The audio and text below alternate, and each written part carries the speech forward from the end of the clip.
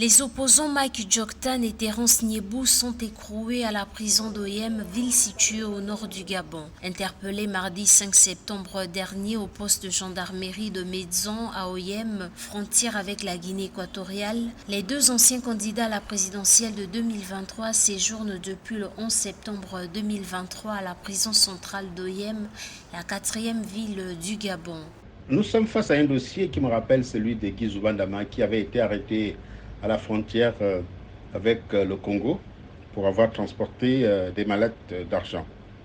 Et là, nos deux compatriotes, Mike Djoktan et son collègue Terence, se sont retrouvés dans les mêmes conditions, à la différence qu'ils étaient porteurs d'un document pour aller rencontrer les autorités de la Guinée équatoriale. Alors, jusque-là, il n'y a pas d'infraction. Même quand on regarde, on lit le contenu de la correspondance qu'on a retrouvée sur eux, aucune infraction. Par contre, c'est le caractère sensible de la situation au Gabon qui interpelle un certain nombre de personnes, et surtout que les deux personnes étaient candidats aux élections présidentielles avant de s'allier au professeur Ondosa, qui, semble-t-il, serait le signataire de la fameuse lettre. Il leur est reproché d'avoir été porteur d'un message particulier que l'on a présenté comme une émanation du professeur Albert Ondo Ossa adressé au vice-président de la Guinée équatoriale. De plus, les deux leaders de la plateforme Alternance 2023 avaient évoqué des motifs fallacieux de leur entrée en Guinée équatoriale.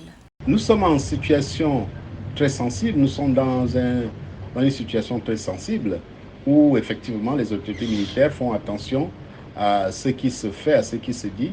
Je pense qu'il est important que les autorités militaires pas oublient ce dossier, minimisent ce dossier qui n'est qu'un dossier où les compatriotes devaient se rendre de l'autre côté en Guinée équatoriale pour solliciter peut-être une aide financière. Dans une interview accordée à la presse le 7 septembre 2023, le professeur Ondo Ossa a déclaré ne pas être l'auteur de la dite lettre controversée adressée à Teodoro Obiang, vice-président de la Guinée équatoriale en charge de la défense et fils du chef de l'État, lui demandant son soutien pour restaurer l'ordre constitutionnel au Gabon. Suite à l'arrestation des deux membres de la plateforme Alternance 2023, le parquet d'Oyem s'est vite fait de se saisir de l'affaire. Le temps de faire progresser l'enquête, la justice a, sous l'autorité du CTRI, décidé de garder les deux anciens candidats et leurs accompagnateurs derrière les barreaux.